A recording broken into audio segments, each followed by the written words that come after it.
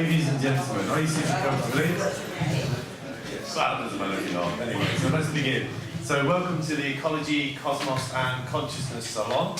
We've been running now for about 7 years, usually the last Tuesday of the month, but occasionally we kind of zoom off in random directions when we have wonderful speakers in from overseas, such as tonight. More on that soon. So yeah, this is the last talk of this season for the summer, and we're back again in September on the last Tuesday, and we have a very special guest who I won't say who it is because I'll be telling, but do come along on the end of September on last Tuesday. I'm not allowed to announce it till they arrive anyway. So one of the other things we do in Ecology, Cosmos and Consciousness Salon is get involved in other kind of strange events such as Breaking Convention. You're probably aware of that happened last weekend. It was pretty good, as I hear. And there are some books from that event available downstairs. I've got a couple of other announcements to make. It's our kind of sister organisation in Brighton, set up by Adam and Maria. Where's Maria? Hey! Called Club Imaginal. And they run usually, like the last Tuesday of the month, they run a series on the last Wednesday to follow, so you can do the double act, if you like, between Brighton and London. And their next talk is in September, and they have Graham Hancock talking on psychedelics and civilization on the 30th of September. You can find them on Facebook, as you can the Ecology, Cosmos and Consciousness Salon. It's a bit of a mouthful, isn't it? In relationship to tonight's talk as well, there's a conference on 26th and 27th of September called Plant Consciousness. It's applied here. Do check it out on the website. Lots of wonderful speakers, including me, I've just noticed on the flyer. And Satish Kumar and Dennis McKenna and lots of other wonderful characters. So you can find out more about that. So without further ado, introduce you to tonight's speaker. It's come all the way from California, Kathleen Harrison. She is the founder of Botanical Dimensions, which she set up with her husband, the late Terence McKenna, in 1985, and the aim of which is to collect, protect, propagate and understand plants, ethnobotany, culture and plant lore. And tonight, Kathleen will be talking about plant shamanism, I've forgotten the subtitle, mythology, folklore, ritual, something more or less like that. She'll be able to tell us anyway. So please do join me in giving Kathleen a very warm welcome.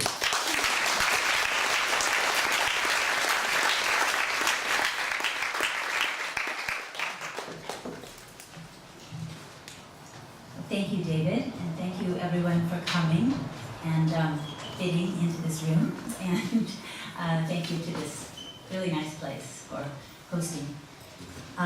Actually, David thought of the title for tonight's talk, so I'll remind him of what he told me. He gathered it.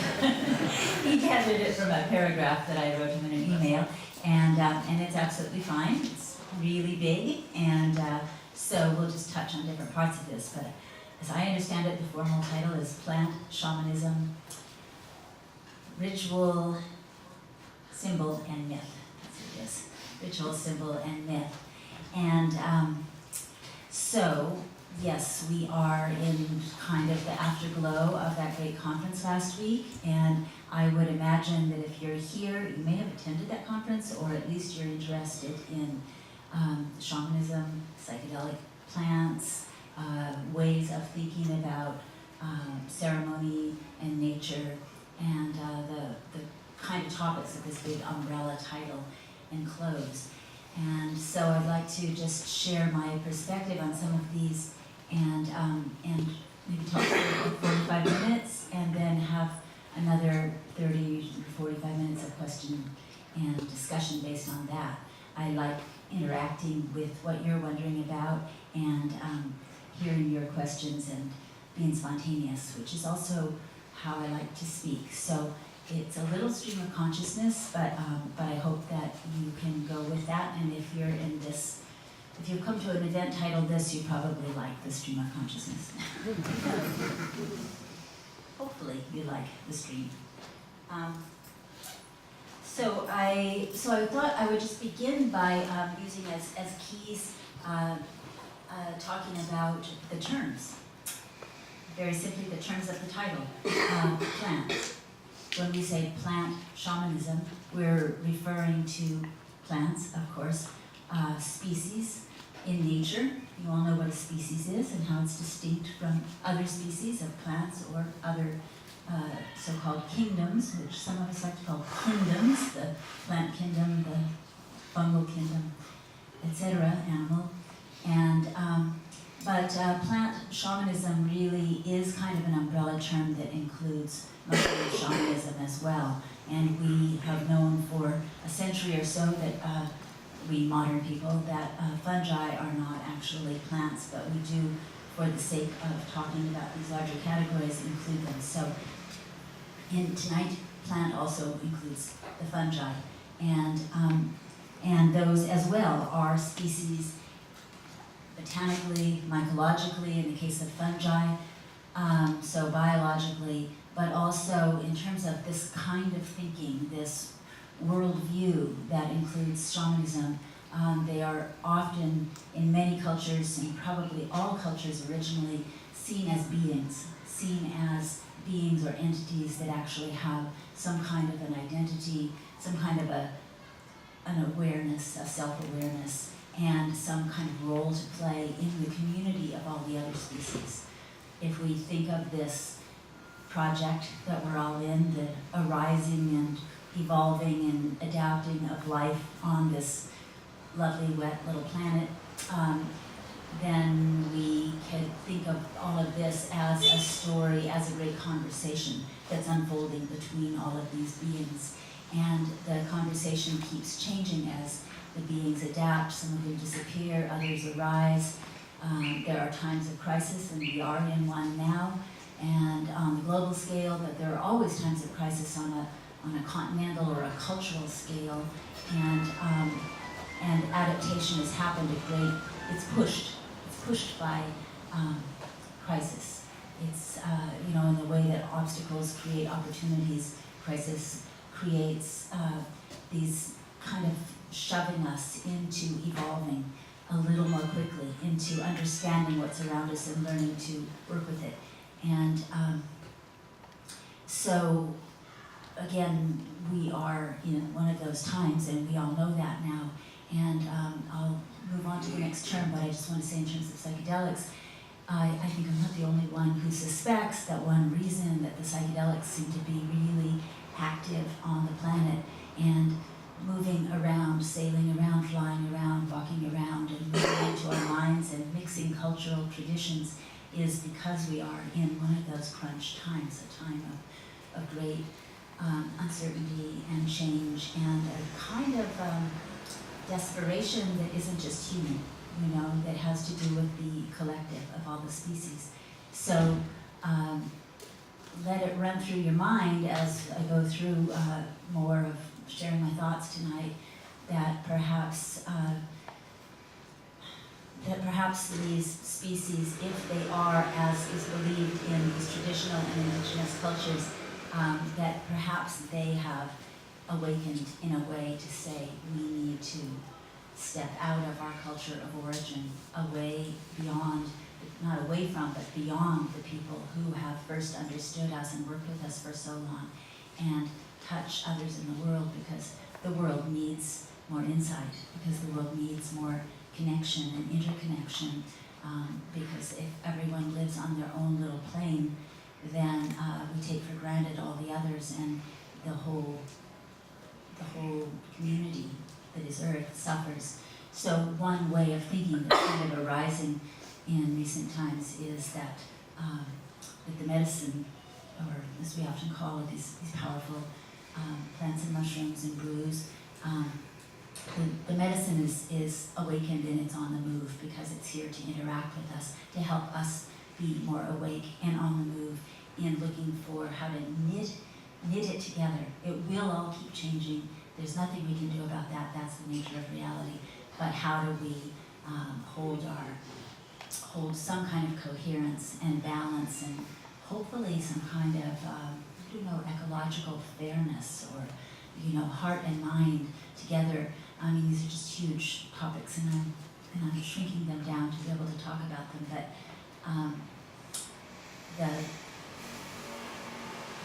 the role that the plants and the fungi play in this transformation right now is one to think about. I think that humans, that we tend to, at least in the used to be called first world, privileged humans like us, the most privileged people on the planet, if we could be in a lovely building in the great city of London talking about psychedelics, well-fed, not scared of anything really. You know, we're among the luckiest ones, bright, well-educated, all of that. So we have a lot of the tools and the strengths that we need to be changers and healers and interpreters of so-called reality, and so these. But we have the sense that humans are this sort of, one of the myths that we have about ourselves is that when we think we need something, we go and get it, and then we make it useful to us. We discover things, uncover, and then they're tools, and we use them in the way that we think up to use them. And to turn that model around and think of the plants and the fungi coming to us, that humans are tools who only sometimes do it beautifully, and other times do it really messily, you know, but that they're coming to work with us, through us, on behalf of all, of the whole picture. I think, for me at least, that's a really useful way to think about what we're doing here. And so shamanism plays into that. So plant shamanism, fungal shamanism, mushroom shamanism.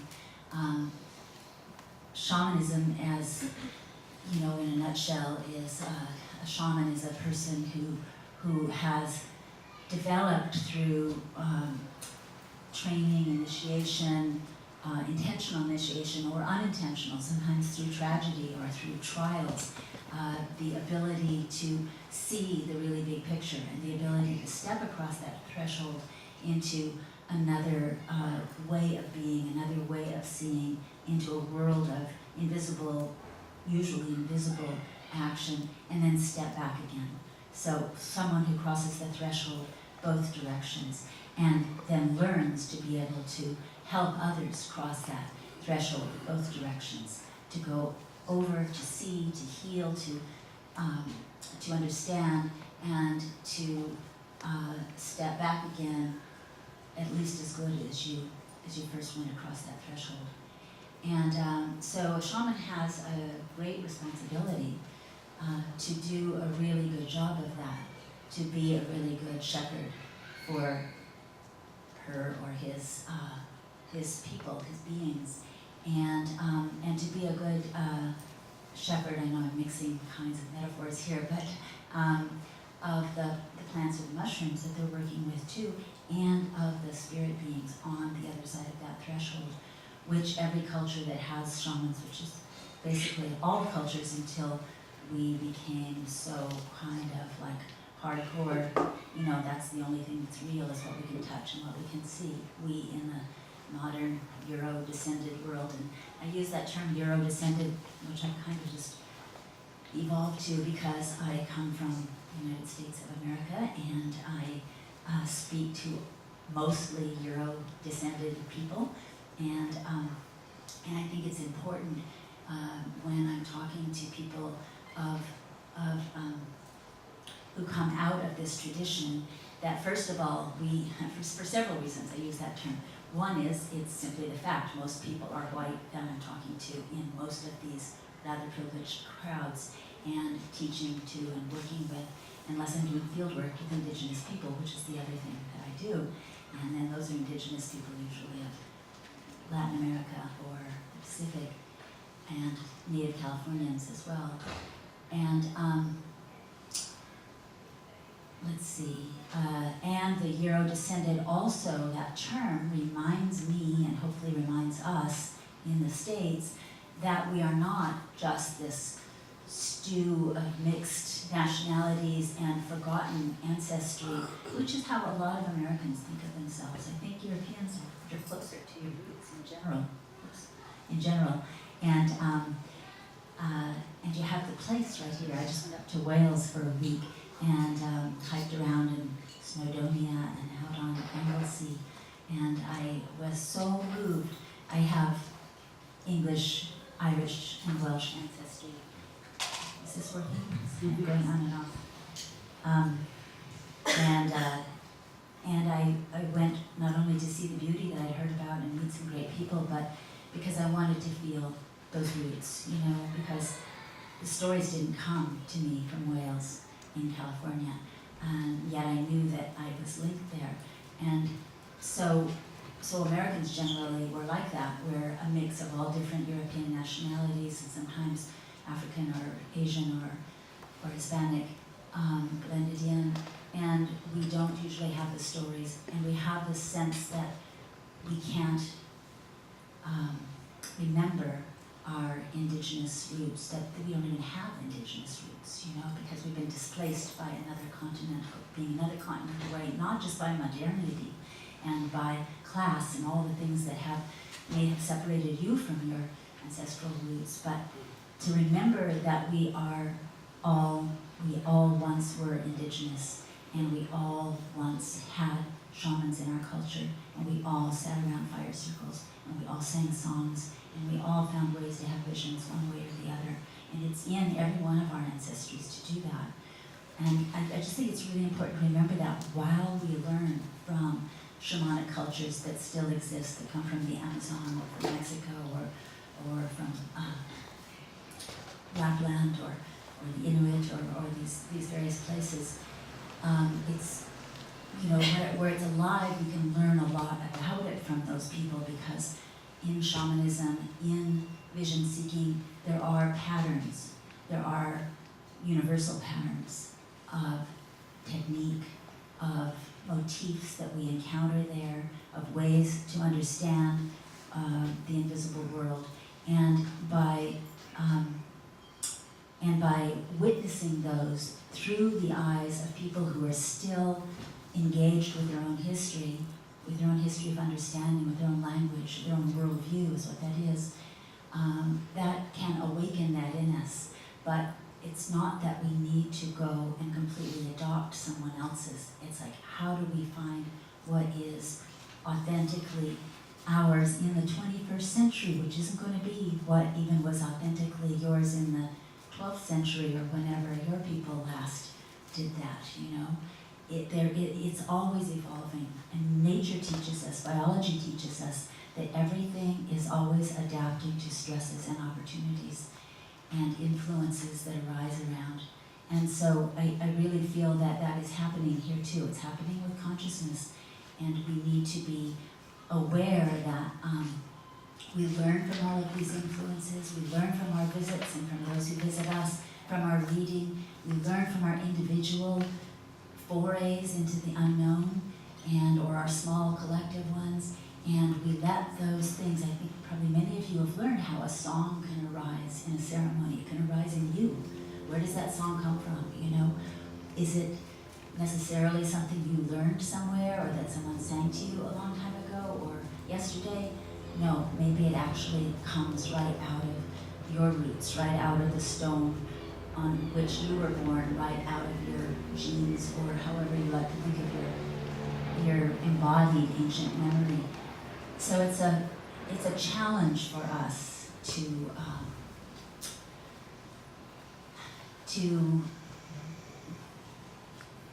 I guess the real challenge, the biggest challenge, I think I just jumped ahead to where I thought was going to be the end of the talk, but that's okay. The biggest challenge, I think, is to find a way to be authentic, is to know what authentic is, to feel it, to feel when you are actually in the stream of knowing that comes through the earth, and that comes through your line, wherever lines, multiple ones maybe, wherever those may be, and that comes through your dreams right now, and the world right now, what the world is dreaming right now. And that is what is going to carry us into the future. That's really a challenge, to use our discernment. Discernment, I think, is a lost art, basically, you know, because we're so easily dazzled, and we're so suggestible, and we're so hungry. that we want to see what we think might be there for us, or might be the next answer, or might be, world peace, or might be the path to magic, or whatever it is that you are particularly imagine you're on the path of. But that longing leads to projection, and that projection, in a psychological sense, seeing what you want to be there, blinds us to what is there. And I'm saying this partly in a cautionary sense because I've spent a lot of time in, of course, in California, where I live most of the time, and Hawaii. The other part of the time, neither of those places known for their very grounded rationality. And and I'm a Californian, and I've spent a lot of time in the Amazon, and in the last few years, because I was doing a botanical project at a herbarium, not a psychedelic project at all, but it was in Iquitos, Peru, in the Amazon, and the hub of what some of us, I hope you don't mind my irreverence, some of us call the ayahuasca circus. And it's because there are a lot of, there's a lot of churning going on there. There are a lot of sincere seekers who go, but who don't know, who get lost there, There are lost souls there who've come from elsewhere in the world, and they're lost. It's opportunity for the formerly poor or still poor public to claim more expertise than they have in some cases. There are some really fine ayahuasqueros, and there are some instant ayahuasqueros that come from there, that come from other places. And so this is an example of this sort of swirling the pot, everybody's hungry for a vision, everybody needs medicine, this is absolutely true. Here's a place where there's a lot of knowledge, and there's the rich, although battered now, but nevertheless rich nature of that place, of the jungle and the rivers, and the mythology that rises to the surface very readily there, it's still alive in the place itself, and to some extent in the people. But I've been going to that part of the Amazon for 40 years, and 40 years next year. And it has really changed a lot, and the people and the way they interact with their medicines, and the way they interact with nature at large, and what they eat, and what they know about what they hunt, and what they gather, it's all really, really changed. And 4 or 5 years ago, when I first went back and started spending many weeks of summer there, I thought, I was pretty heartbroken, honestly. It just looked so soiled and tattered compared to what I remembered. And I'd been there in the 70s and then in the early 90s, but before this big wave hit. And then I had to, as any good anthropologist I think has to do, I had to look at adaptation. This is what humans do. This is what the world does. How do people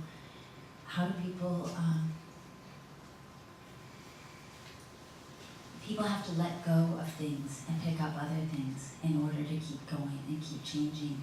And there's a way in which one can witness change and loss and still have the discernment to see really wisdom-driven authenticity. And that's tricky. That is a dance. And I've learned a lot more about that discernment in my lifetime, and I certainly didn't always have it in my 20s, and maybe not even in my 30s. And, sometimes great things come from our really uninformed or wild or wacky moods, like children and, all kinds of things, skills. And so it's just the path of learning. But I don't want to carry on this part too much longer. I just want to impart that, to hold that thought, to learn discernment about what are you hoping for, what are you projecting, what is actually in front of you, what might you gather from this experience, whether it's meeting someone, whether it's someone, whether it's being offered medicine, whether it's even taking medicine, whether it's the peer support pressure of this is the really coolest thing to do. Everybody must do this to be cool now. You know, that kind of stuff. So just please use your inner eye or your X-ray vision, as I call it myself, you know, and you'll have it, and you'll see your path better. So I'll just finish this section by saying that's what I ask for when I take a psychedelic by myself, which is how I've done a lot of my work in my life. I'm not a circle gatherer, or I do participate in circles, but I do a lot of solo searching, and the simplest way of saying what I ask for when I enter my own ceremony is to ask to see the next stretch of the path. I don't need to see the whole path. I just need to see it to the next bend, just a little ways, and so I can walk on that path clearly and in balance, and when I get to that next bend, either I'll know how to go or I'll ask again. That's that clear sight and that dedication to walking on a path that will benefit you and the work you do and the whole picture at large is it's a really good dance to learn to do. I used to do it with a bicycle in my mind, my visualization. It was at a really tough time in my life and everything was falling apart, and it seemed like everything was falling apart. And I had a bicycle that I would ride in the middle of the night. I had insomnia as well, so I would a whole lot. And I would think, if I just stay on my bicycle, riding on a narrow path, and that path was only 3 inches wide then, barely wider than the bicycle tire, and I just have to ride on that bicycle through the verdant unknown and stay and keep my eye on that little path, and then my mind would go, or I'd get angry, or I'd get upset, and I'd fall off the bike. And I mean, honestly, I'm just confessing here, it would be a week, 2 weeks before I would remember that I had a bicycle, that there was a path. And then I would grab around in the weeds and find the bicycle and get on the bicycle and get back on the path and get my balance and ride on for a while. And that was my metaphor for the roughest years of my life, I have to say. And it was helpful too. So it's not always just like a beautiful landscaped path where mystical gardeners have appeared to clear it for you. It's not. So I wanted to, in carrying on a little bit here, David, are you going to tell me time? Okay. Talking about ritual and what ritual really is. I mean, just again, like in a nutshell, as we say, it's an ethnobotanical term, right? It's really an intentional act that has a purpose. And we do rituals all the time. They're invisible to us. Often, sometimes we know we're doing them, you know. I mean, most people like to get up in the morning and make a hot cup of something, usually stimulant, and just have it just right. You just like it a certain way, right? Because it's not just how it's going to make you feel because of its taste or its chemistry or something. It's because you have a way that you like to enter the day. And it may change a few times in your life, but it's something that's familiar and empowering and clarifying. And maybe the way you like to go to sleep, the same, or other times when you we build in little rituals to our lives. But ritual in terms of shamanic ritual is really where you have the intention of creating a space, a kind of an imaginary vessel, as I was talking about in the talk last week, a place that is clear enough and held in a certain way so that you can perform a certain function in that space effectively. And in shamanic ritual, that would be the function of invocation, to invoke perceived spirits. They may be spirit, they may be anything from ancestors to earth spirits to the Virgin Mary, or leprechauns, or whatever your thing is, and that invocation, calling them in, setting up an environment where you have to be really aware. And I will remind myself again of sending your own roots down. It's really good to practice being a plant. It's really great to practice not being mobile and not being talkative and actually being still and having roots. I think the roots are like, we know a little bit about, putting our leaves out and getting solar energy and how good that can feel, but we're not very good, we modern people, at putting down our roots or feeling that they're there and knowing they're there and just connecting with them. And so part of ritual is doing that at the beginning, and that allows us to get the spinning mind back in and send it down that way, and then we can be more clear.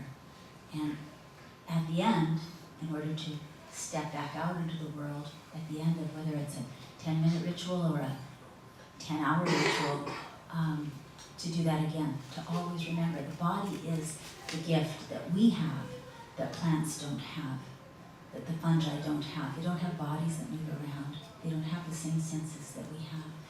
And I like to think, in fact, I'm digressing, this is new, but I like to think that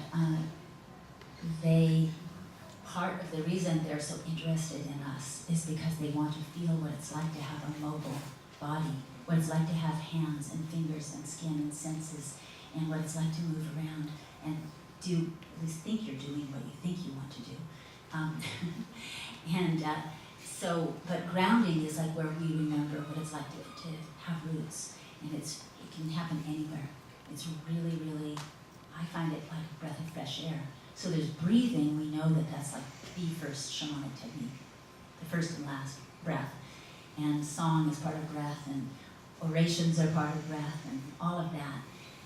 Breath and the cycles of breath, but rooting or grounding is really part of that too. And that's just invocation, but a ritual can be, I've seen such beautiful rituals among the Mazatec people of Mexico who work with different species of psilocybin mushrooms. And I've worked with one old curandero or healer there for the last 20-some years. And so I have learned his way of doing it. And I liked, two things that I have to say. They're on the side, so I'll leave my fingers out there so I remember them. So, let's see. It's tricky going back and forth in my head. Let's see. Well, I'm going to have to digress because I can't remember where I was a minute ago. Okay, so one is some kinds of shamanism that are not done in groups so much are very individualistic. They're very idiosyncratic to that trained shaman, to that person. Because if it's a style, if the culture has a medicine and a style of doing ceremony that always involves, 15, 20, 30 people, and various shamans sit in on each other's and learn their songs, or there are songs that are sung by many different ones, or the medicine is always the same for everybody. If you get kind of consistency, then you tend to get more consistent styles of curing or invoking or shamanistic styles. But if you have people who, largely from having been oppressed and having, as the Mazatecs in Mexico, had to hide their psychedelic mushroom spirituality from the Spanish for the last 500 years, and put just a veneer of Catholicism over it, but mostly just not talk about it and not show it. So people weren't doing big round ceremonies, and they weren't singing loud songs, and they weren't advertising that they were shamans either. And this has created this very individualized style of shamanizing, which is, I think, important to remember, because we have our cultural projections about what a shaman is. So this is the other really important digression. So I think it's important.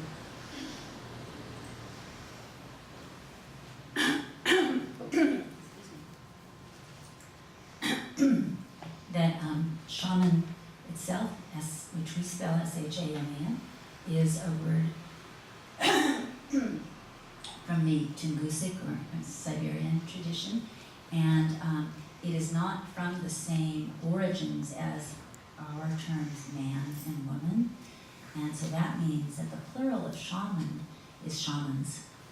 It's not shaman, M-E-N. And I can't tell you how many experts say it the wrong way, and it really rubs me the wrong way every single time. So I hardly give a talk anymore where I don't say, okay, you're really going to hear how it is. It is not shaman, they're shamans. There are female shamans, there are male shamans, and the plural is used for both.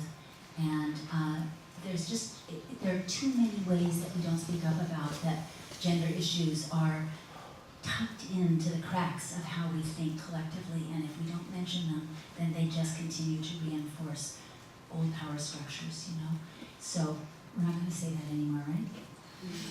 Okay, good. Okay, so ritual might be also for for protection, which is a really big part of Indigenous worldviews and even mixed or mestizo, as they say in South America, mestizo worldviews, because, and I think it always was for our ancestors too. I mean, I know there are so many different kinds of amulets that the Celts used, you know, that you could put by your door, or plants that you, I just heard about some this week up north, that you really should plant by your doorway for protection, or that you might have in your garden or your hedge, but you'd never cut and bring inside because they bring negative connotations. There are, in every culture, there are dozens and dozens and dozens of these things that are about protection and about keeping clear boundaries and letting in goodness and keeping out that which is threatening. In our less defended society, I mean, we have our own ways of defending ourselves, like logically defending ourselves, but you know, the fact that we can get on the tube here and ride around with that many people in a tin can zipping under the ground, I mean, that is just like the scariest thing to some people.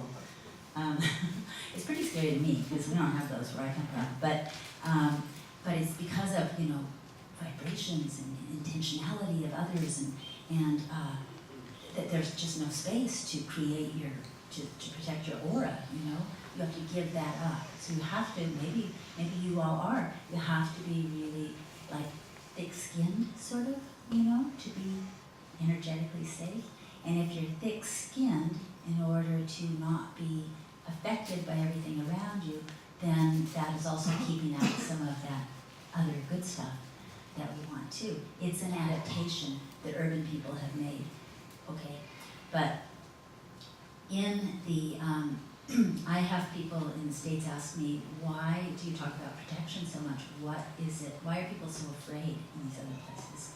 And I think it's because they live in a world where the visible and the invisible are interactive, because they really believe in the fact that, you know, the atmosphere is alive with the spirits and thoughts of other beings of all sorts. And they're, if you live in an animistic world where everything is alive and everything's talking to each other, and some of those things have no bodies, but they move through time and space, then it's like being in a subway, in a tube, except, you know, three-dimensionally kind of. So you carry certain herbs with you, or you have certain songs or mantras, or put little amulets outside your doorways or that kind of thing in order to, it's more like it's the act of conscious protection that reminds you that you have the capacity to have a buffer around.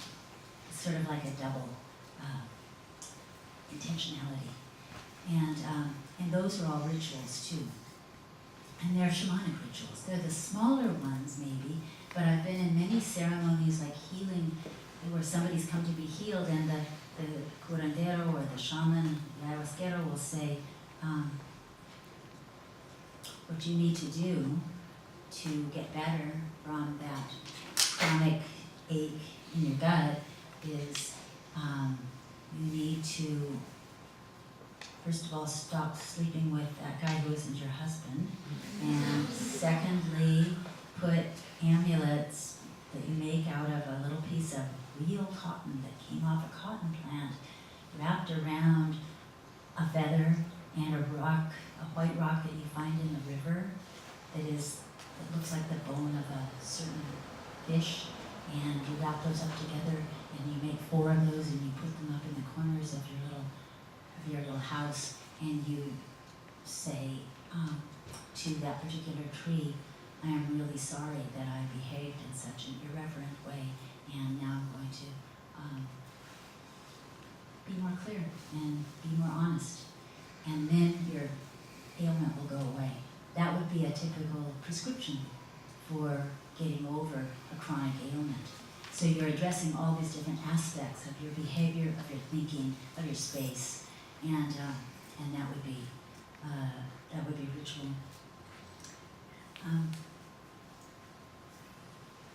You know what symbol is?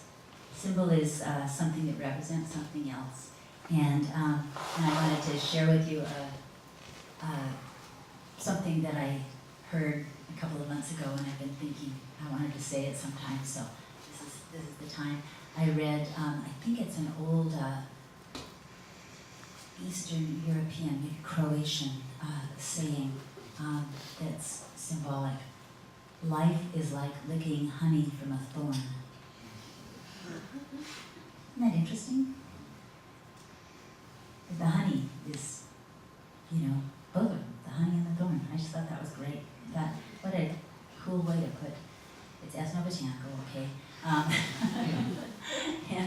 And it's got, the bitter and the sweet and the danger and the safety and all of that right in a little phrase, and it's all symbolism as well.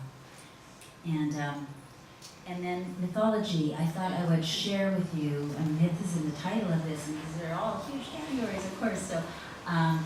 So a myth, of course, is a story that a people tells itself about why things are the way they are, how they came to be, and why they are the way they are. And a myth can get built in really deep into a culture so that some of it becomes unconscious, and people aren't telling it anymore, but they believe it. It's the roots of their worldview, and other parts of it are still told. So it's really interesting to look at what is the unconscious layer of mythology that's beneath the layer that's told as stories around fire or to the children or whatever. We ancestors would have, or that some people still do. I think we don't, we don't embody them. We don't believe that level of embodiment is really possible. Because we haven't witnessed it, we haven't felt it, we haven't been raised in the deeply rooted mythology that we are all actors in this story that gets told over and over in a little bit different way every time, but with the same forces and entities and dynamics. But there's a myth that I learned just this last year. I've been teaching in Northern California a lot more recently and doing a lot more investigation into the native people of where I've lived and raised my kids there. And they're Kashiapomo and Coast Miwok, where I am. But this myth actually comes from the Karasan Puebla people of New Mexico. And it's short. It's that two sisters were born deep under the ground, and before bringing them to the surface, a spirit gave them each a basket full of things to fill the world and things to benefit the world.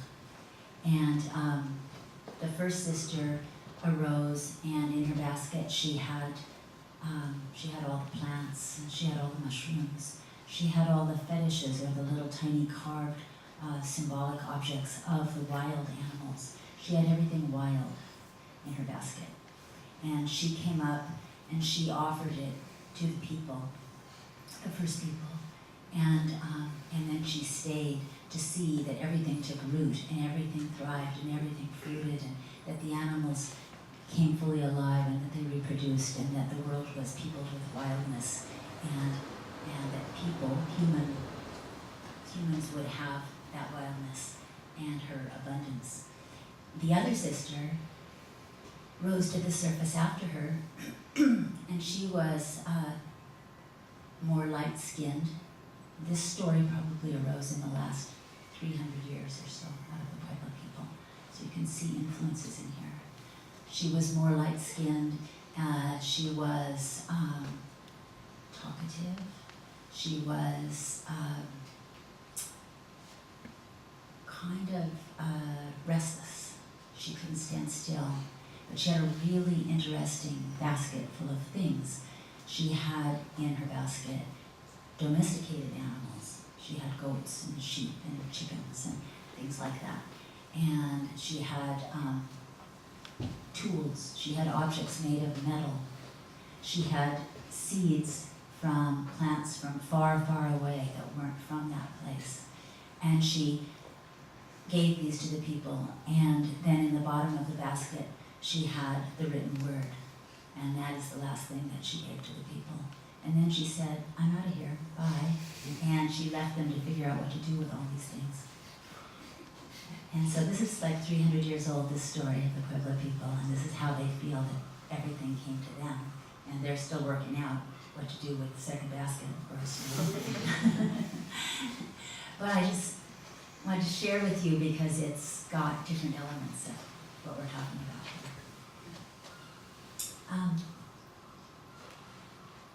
I can't quite see you. How are we doing our time? I think about 5 minutes or Okay. however you like. Great. Well, I'll say one more thing and then we'll have some questions.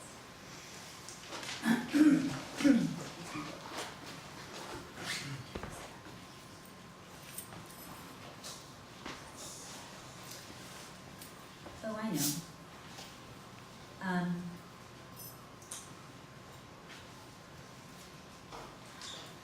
I wanted to share with you something that I just thought of this week because I was in Celtic world, and it reminded me of an experience that I had a really long time ago. Oh gosh, it was maybe 25 or so years ago. So it's a mix of all different cultures and influences. But I was in Hawaii, where I have lived on and off throughout my adult life and partly raised my kids there. And I was up on the land, forested land, up at, what is it, about 1,000 meters elevation. And I was with a dear friend, kind of a rugged, psychedelic cowboy type. You know, I can do anything, I can take anything, as much as anything, throw it at me kind of guy. A little bit over my head, I have to say. And, but, you know, I was doing okay. And we took a really big hit of LSD. And that I had done there and on my own, too, a number of times. So that was all great. But he was kind of doing his thing, and that was not what I wanted to do. And so I was fine, but I just stepped away and stepped outside of his little hut that he lived in and stood out under the stars and thought, you know, when I do this, when I do medicine like this, I just really, really want to feel the magic. I just need to know where the magic is. And I had felt Hawaiian Spirit magic a number of times there. I mean, sometimes Pele is just like, blows you down, you know, and she's the goddess of the fire on the island. And, but I was trying to find something refined, I think because my friend wasn't refined, and I was trying to find the refined sort of thread that I imagined that was, or that I knew was what ran through me. And all of a sudden, I just understood, it wasn't a voice even, it was just to lift my arm up as high as I could reach into the starlight. And when I did that, the Hawaiian Spirit that I had become familiar with on this hill, and another one that was from my background kind of met, and I realized that right over my head, just if I just reached any time, there was this like band, this narrow band. It felt like it was just like about a foot tall, a couple of feet above me, of Celtic magic. It was just a stream of silvery Celtic magic that was just flowing, always available, anytime. And it was such a profound understanding. I don't even want to break down what Celtic magic means, and it doesn't mean anything specific. It means it's the same essential, beautiful magic that each of us has in whatever background we have, you know. But I just found it right there on that spot, on the volcano, in the beautiful furry forest of Mauna Loa, on LSD, mixing all of these different influences, and there was that stream of Celtic magic right over our heads, and I thought, I just have to remember that it's always there, and that it's a way of thinking, and a way of being, and a way of being like honest with myself and honest with the world that will make it available, you know, and then stay on the path, you know? So, thanks.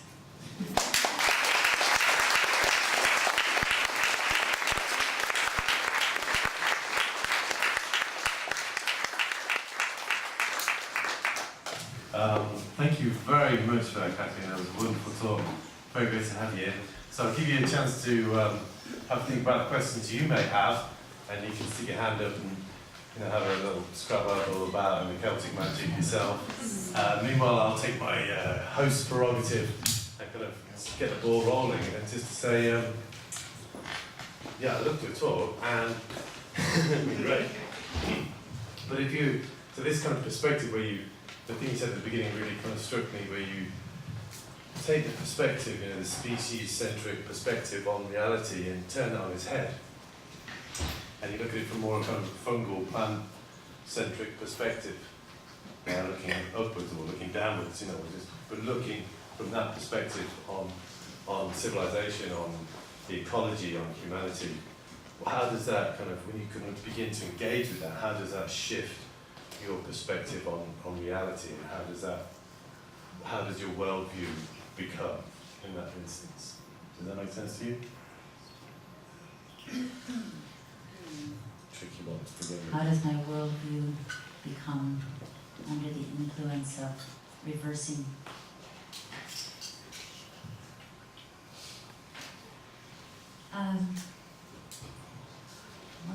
It's a good, hard question. You could just bypass that. I go on to the next person, but you think about it.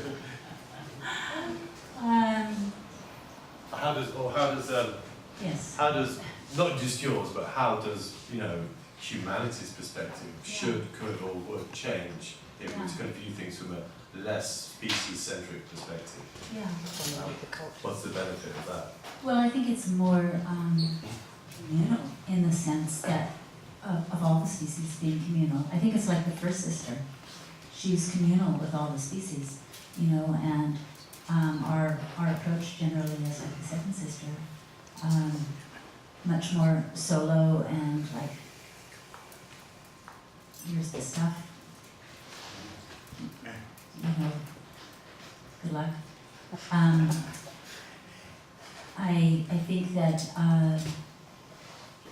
if we can, and I am by no means perfect at doing this myself, but if we can think in that way, not just think, but actually think right here, in our hearts in that way, and have our perceptions, not just what we decide to do, not just our actions, but our perceptions, our receptivity, be couched in those terms, that we have a much greater, richer understanding of the dynamic, the really big, complex dynamic that we're in. And if you understand, a little more about the dynamic you're in, then you might have a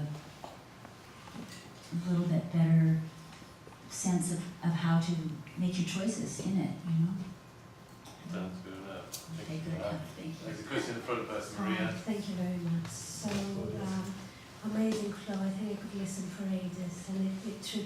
thoughts, a million questions, but I'm only going to ask two.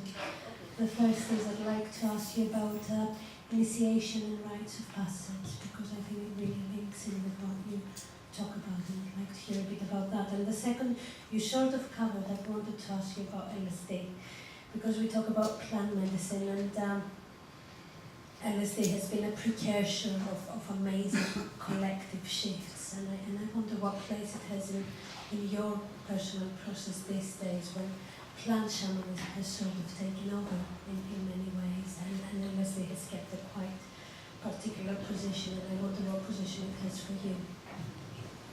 Well, thank you.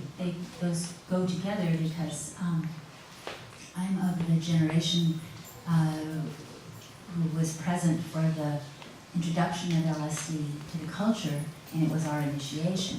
So I can talk about individual initiation in other ways too, but I owe a great deal to, I owe this path really to LSD and to the many, untutored, absolutely exploratory, totally Dionysian, approaches that we all tried out.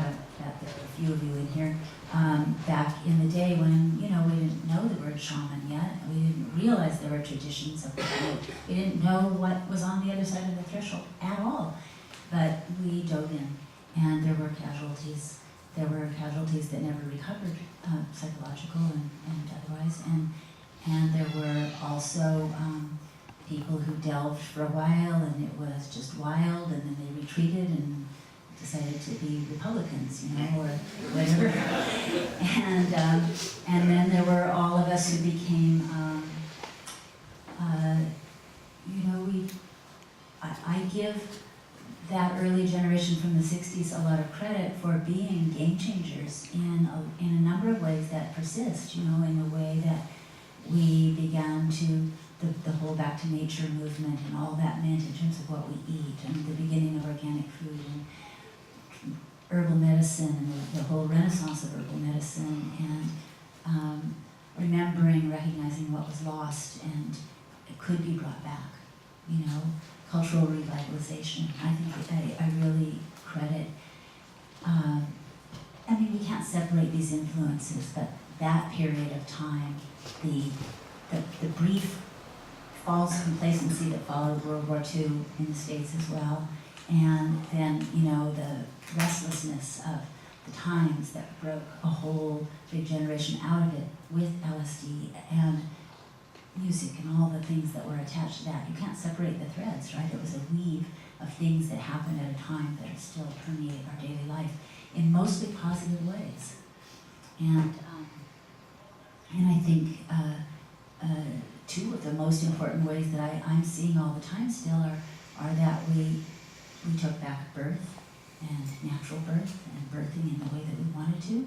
And then as time went by, we took back dying. It's beginning to happen too, so that we can die at home more, we can be surrounded by our loved ones, we can make choices about how we die. And those are huge cultural shifts that had to have a strong, there had to be a way to turn the worldview to accommodate these, and I really think that happened.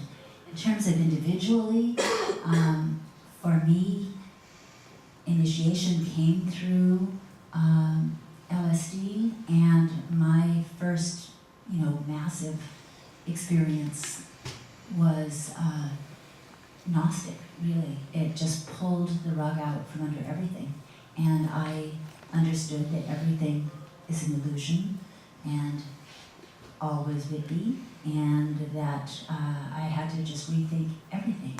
And I honestly, I stopped talking for many weeks, and I moved away from my girlfriends that I was living with, and I doubted the reality and validity of everything until I finally realized that you can't not believe in anything and be alive.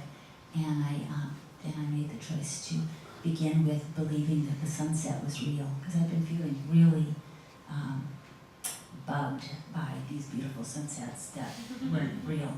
And so I was like, Okay, I'll start with the sunset, and I'll try to accept one thing a day and for a year and see what it's like to have 365 real things in my life. You know, and I mean, I was studying philosophy and existentialism at the university. I was reading 4 books, you know, I was like totally set up for this experience. But it was fantastic. It was fantastic, and I survived it. And I didn't get put away, as some of my friends did. And so I'm very, very grateful for that. And then, but meanwhile, I had already been traveling in other countries and looking at the relationship to plants. And so then the jump to which didn't happen for quite a while, but to mushrooms when they became available widely in 1975, and then ayahuasca. Terrence and I went to the Amazon for several months in 1976. So I had these initiations to animism. I had initiations to shamanism, you know, to other ways of working with, literally working with those energies and those perceptions. And I think that that's a whole other level than the, oh my gosh, who am I really? And now I understand, you know, that all the stuff that comes in that first initiation where you have insights about yourself and those you love maybe, and the choices that you make. I mean, very, very important what you're here to do, very important stuff. But in terms of learning the technology of this kind of spiritual exploration, you know, that really came, well, no, I have to take that back. I learned a lot from the Grateful Dead. Yeah. They were pretty good technologists, actually, at shamanism and other live music events. So I don't have a lesson in that, but then, you know, seeing these traditions where people name and engage with what we can't see, and to the point where it becomes visible and we all in a group relate to the same thing. That was a revelation of its own. And then extending that not just to ceremony, but to all the time. I mean, I remember the day when I was walking through the Amazon with this old lady, and I understood that everything was listening, everything was whispering, everything was conscious of everything else, you know, and that really, really, like, changed my cells around, you know. There are those moments of initiation that happen more than once in your life, I think, 2 different levels of understanding. And to honor the people who've been initiated by trauma, which can happen by sudden loss, can happen in childhood even, you know, I mean, huge things that just, the world isn't what you thought it was. And you have to regroup your whole self and go on from there, you know. That's what makes a healer or a shaman in these traditional cultures. But some of us have these experiences too, and not necessarily when we're very young, but maybe when we're adults. I've talked to people for whom a car accident was their initiation into life and death, and into another way of being in the world, you know. So there are many ways to go there. I hope that I addressed it. There's a question here, and then Claudia. Sacred medicine has an uncanny knack for speaking your language, no matter what place you come from. Yet, shamanic rituals are, in their nature, somewhat more culturally specific. How do we translate shamanic rituals across cultures while staying genuine, true to their source, and still understandable to people, understandable in making that transition from a natural world where everything is alive with energy and spirit, into the everyday material world where most of us here come from, which seems to function according to entirely different laws, the laws of clockwork. What's your thoughts on translating shamanic rituals across cultures?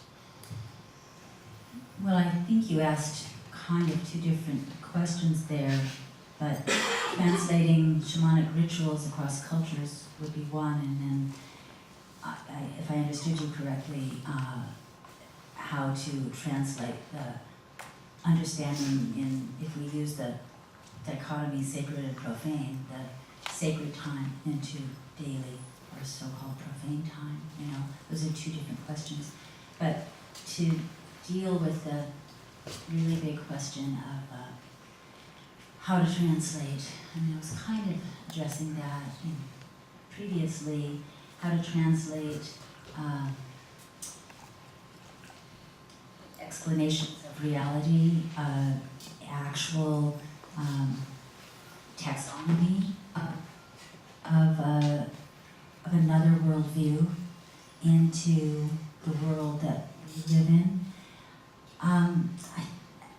I don't know, I kind of slip into, ethnobotanist is not only about plants, they're half an anthropologist, I'm half an anthropologist also, So I kind of slip into looking at categories of belief, categories of entity, categories of in the cultural experience that I'm exposed to, and then try to retain awareness of those slightly larger, slightly more flexible categories, so that when I experience something similar, somewhat similar in my own life, I have sort of an envelope to put those things in. Oh, that's like that.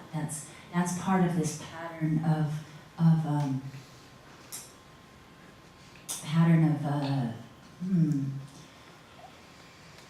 thinking of too many multiple kinds of pattern at the same time. It's just like really a big teeming electric spaghetti kind of thing, isn't it? On a certain level, but that doesn't help us if we're trying to understand. Like the pieces. Thanks. Is that working? Yeah. The pieces of the active entities or pieces of a worldview. I'm not getting to an answer very well here, except that for me, I tend to look for patterns. That's how I have understood what I have achieved so far, and that I don't think there are an infinite number of patterns, or at least in human worldview language. I think there are some universal patterns that vary in really wonderful and distinctive ways, but that we as humans tend to file what we observe and what we experience in somewhat similar ways, unless we're just really detached. And I'm sorry, but we're all really detached. And we're seeking, that's why we're here.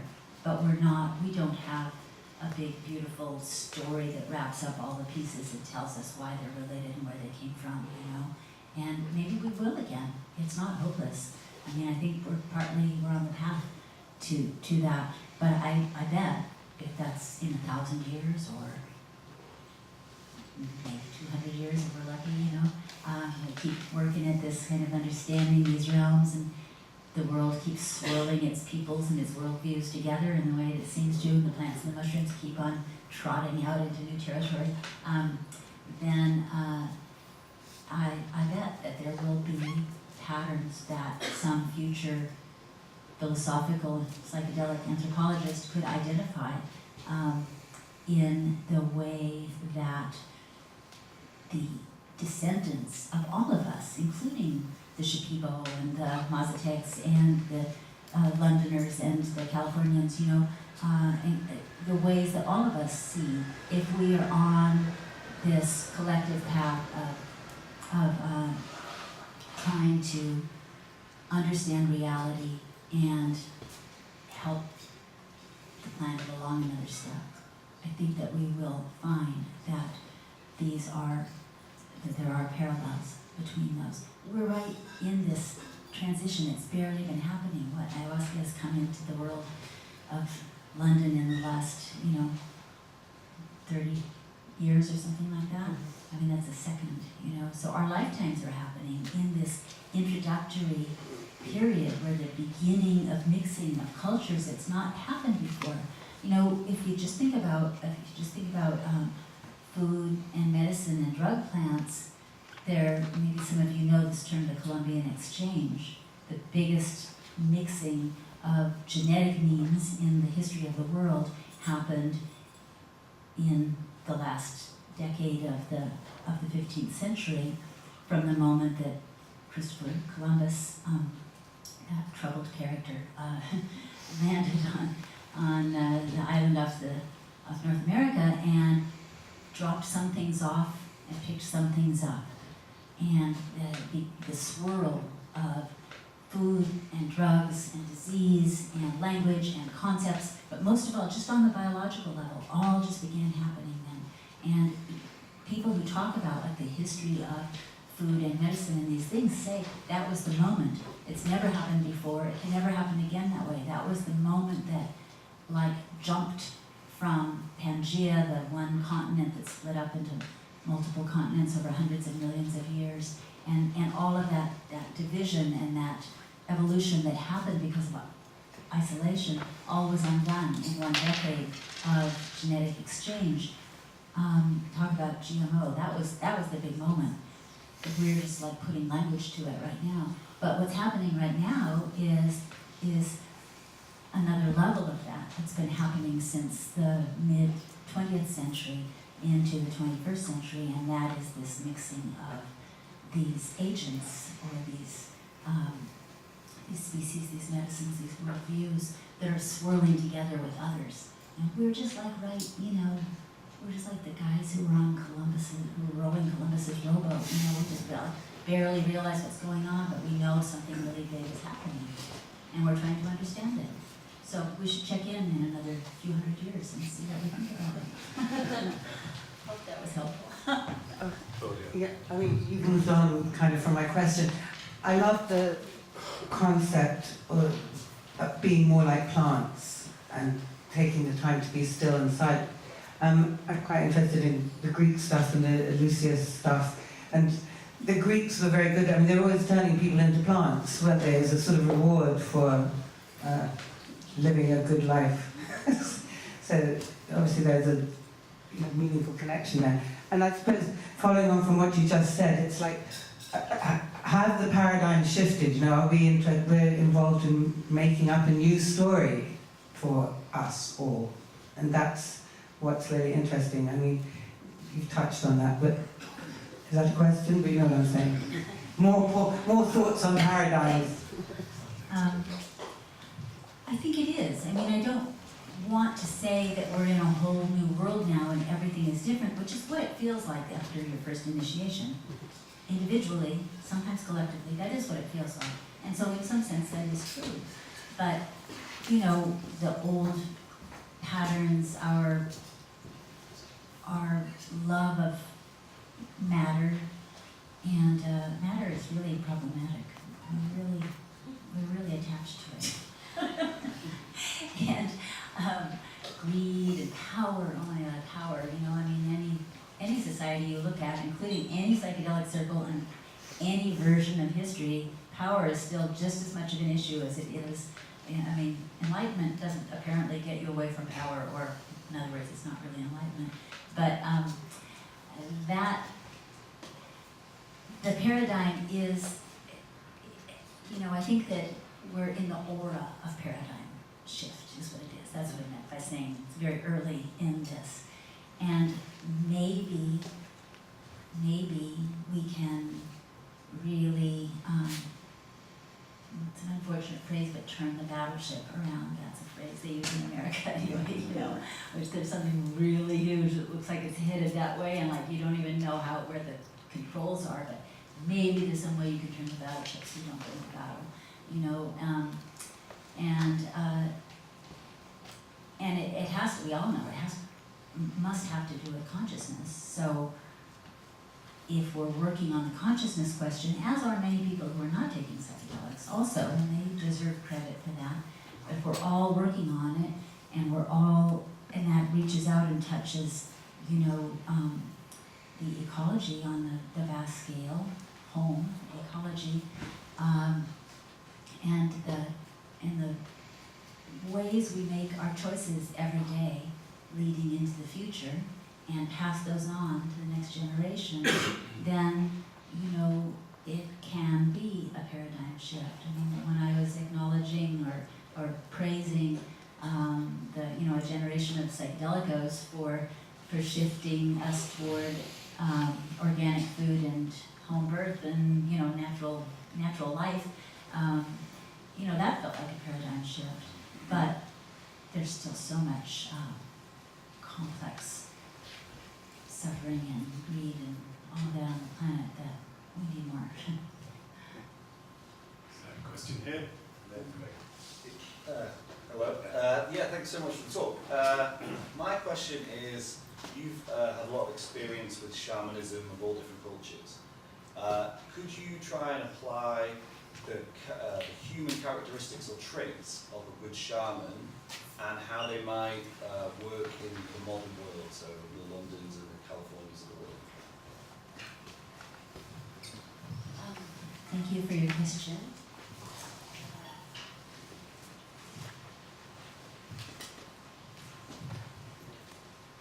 Well, my mind goes right away to I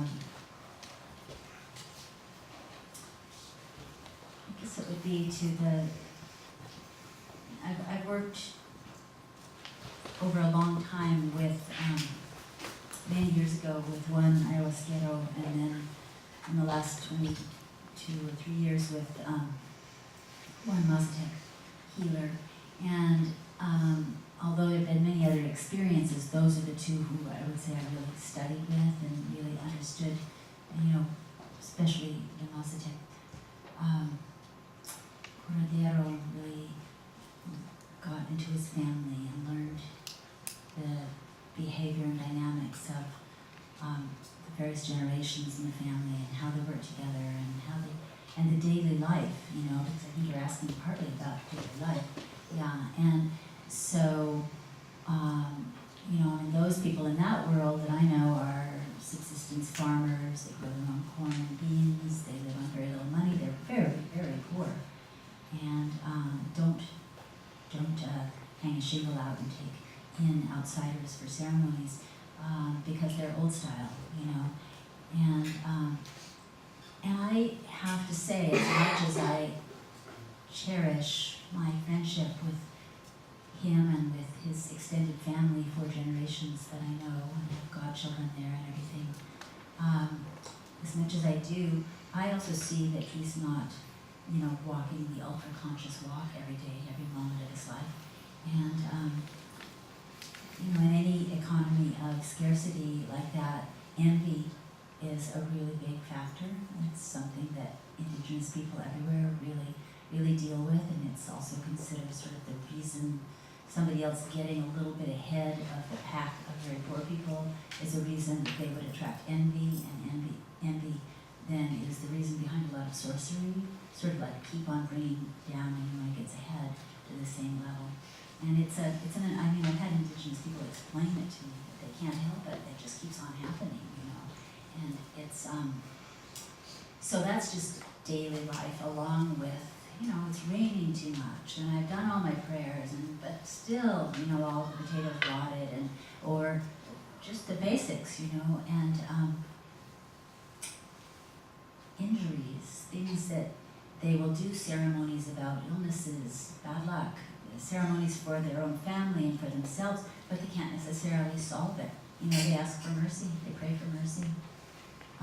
They are, I have to say, one of the qualities that I really appreciate in the 2 shamans that I've really worked with is how explicitly grateful they are for every blessing. I mean, they don't let a blessing go unrecognized. And that means you really notice that you have food on the table today, that your children are bright and funny, that the sun came out at the right time of year, that, you know, the corn grew again, and whatever it is, you don't take it for granted and just lament when it doesn't go right. You actually actively say, aren't we fortunate? Thank you so much to whichever deity you credit with this, you know, and you say, that's a ritual, and you do that out loud, and you do it internally, and you just learn a way to be grateful. And I've always thought how ironic that the poorest people that I know are the most grateful people that I know. And they're really, really good at showing it.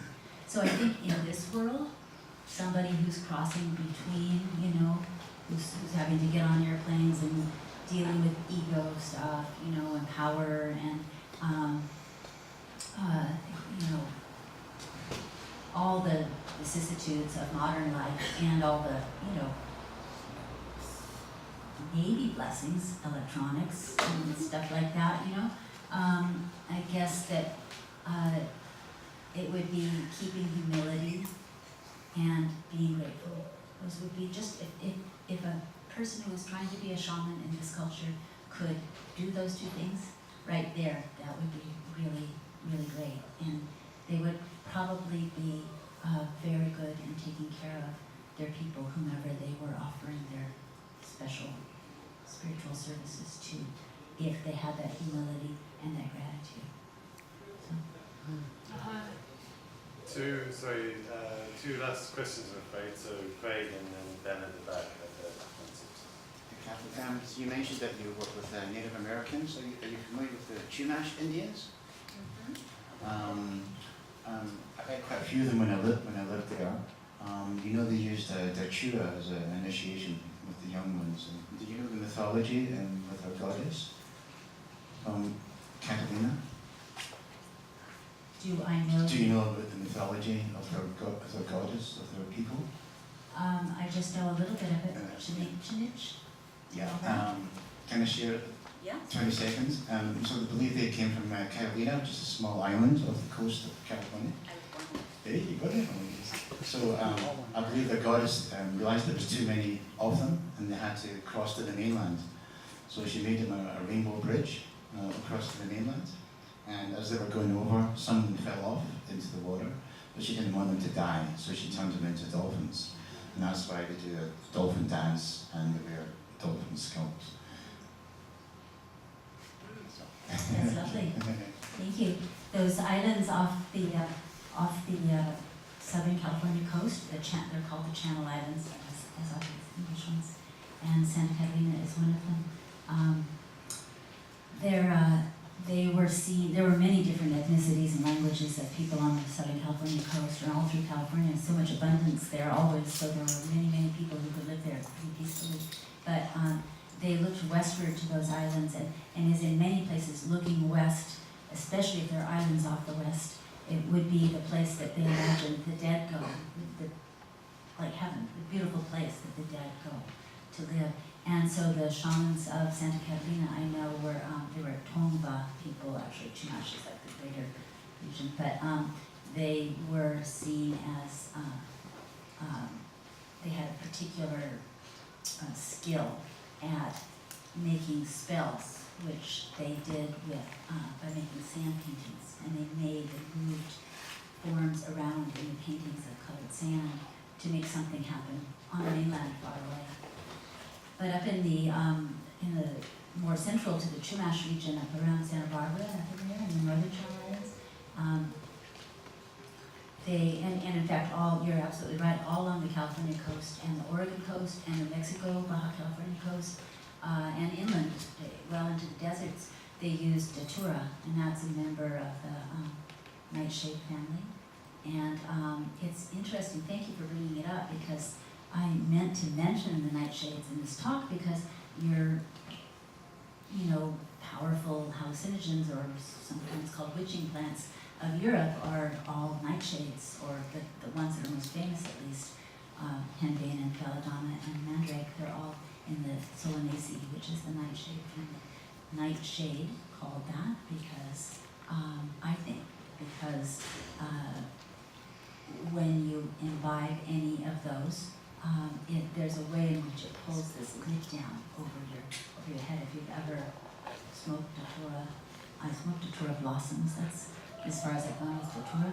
But it's sort of like the blinds are down like this low, and the shade has dropped, and it's twilight, and it stays twilight through the session. Tobacco is in the Solanaceae as well as some of our beloved food plants. But the Datura, yeah, they did a thing that sounds a lot like the Iboga ritual, initiation ritual of West Africa. They mixed the ground seeds, and this was widespread over like 2,000 miles. And they all have a very similar word. You can tell when a tradition is widespread over many language groups if they have the same word for something. So the word toroache is the word for datura that they used in these ceremonies. And they'd grind the seeds and mix it with a little bit of abalone shell, which would be the alkaline agent, so it would be absorbed in the mouth, and feed it to someone, to a young person, 13 usually, male and female, one at a time though, only one at a time. And they'd be very prepared for weeks for the ceremony, and they'd put them into a state, into this deep, deep twilight state where they were effectively unconscious, but they were having visions. And every time they started to arise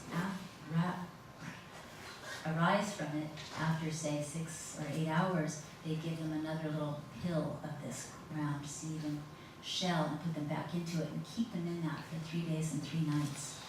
And the idea of the initiation was that, and this is true classically of all initiation experiences, it's another one of these universal patterns, is that in this descent, in this place where you learn how close you can come to death, you feel like you're dying, you reach out for your spirit guides, who might be an ancestor, might be a spirit of the place, might be some kind of entity you've never heard of or thought of before, and you're very fortunate if you can find one even on that, and that will be the great gift. That, the survival and the confidence that you get from rising out of this at the end, the respect you get from someone else for having descended in or risen again into adulthood, and the spirit guide who will be with you forever.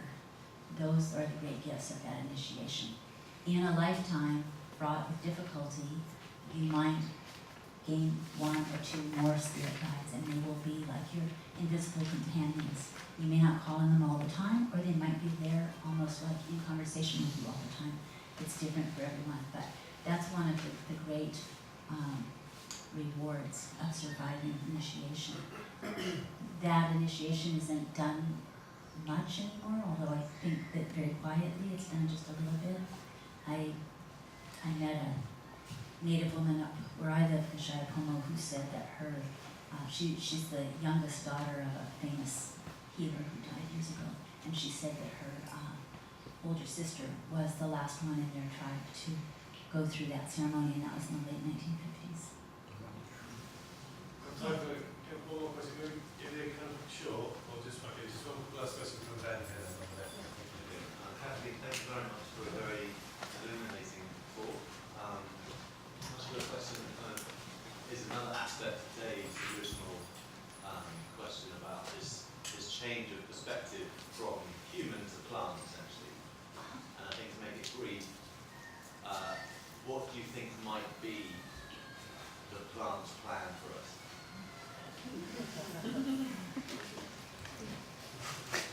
You get that? There's sorry, man, mine was on. Ben was saying, so what is the plant's plan for us?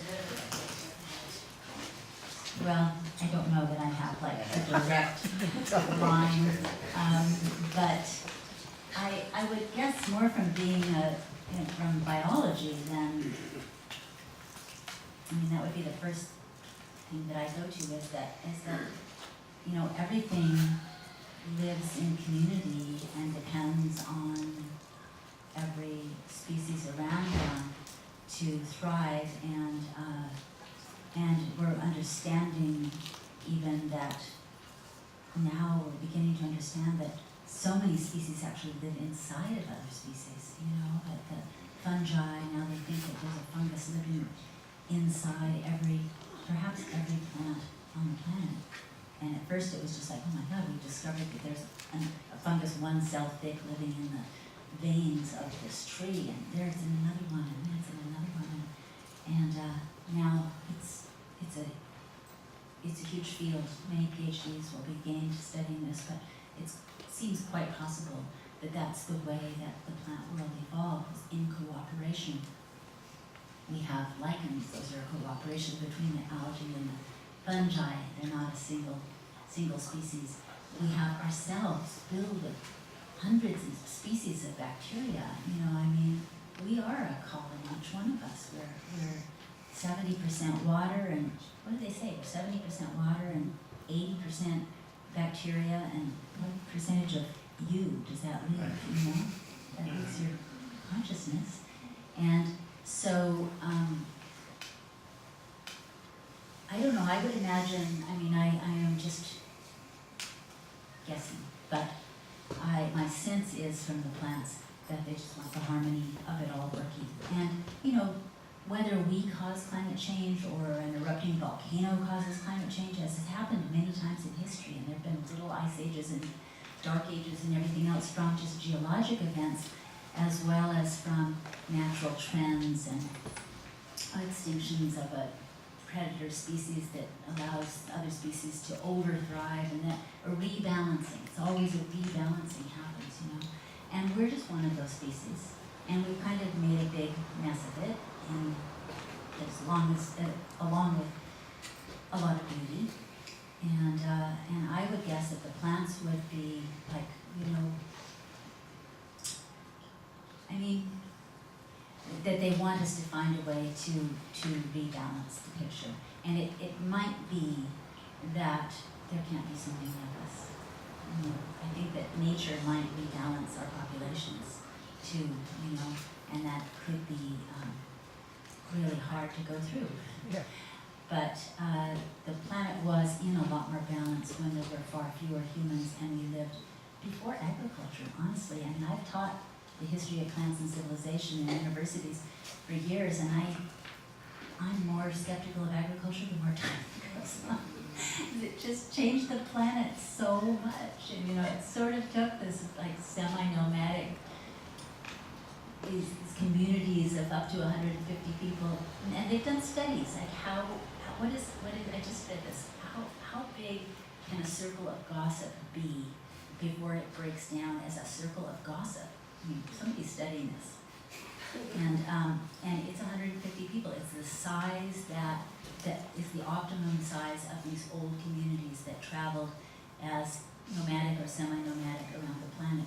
It's a size of information sharing, like human information sharing that really works, you know. So, you know, we plus a few of our friends would be it for a population. The people in this room, you know, for a population that had a village and did some, but we moved in the summer and winter, and we did a little hunting, but we did a lot of gathering, and we had songs and fire circles, and we understood things together, and we had a language that was pretty much like a village of 150 that moves around over on the other side of the hill, but not identical.